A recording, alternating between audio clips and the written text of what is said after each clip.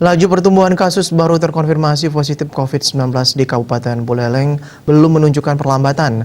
Menurut data 8 September 2020, terdapat 39 baru terkonfirmasi positif COVID-19. Selain itu, pemirsa, 2 pasien COVID-19 dinyatakan meninggal dunia.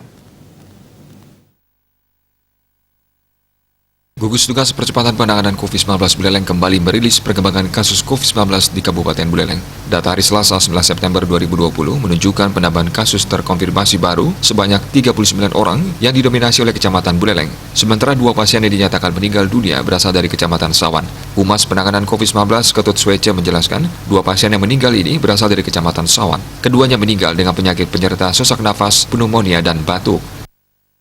Konfirmasi baru sebanyak 39 orang, sembuh sebanyak 42 orang, kasus meninggal sebanyak 2 orang, yaitu dari Kecamatan Sawan. Keempat, kasus probable sebanyak 2 orang, yaitu Kecamatan Buleleng dan Kecamatan Seririt. Kelima, kasus konfirmasi dalam perawatan sebanyak 102 orang. Selain penambahan kasus baru, Gugus Tugas Penanganan COVID-19 mencatat angka kesembuhan sebanyak 42 orang.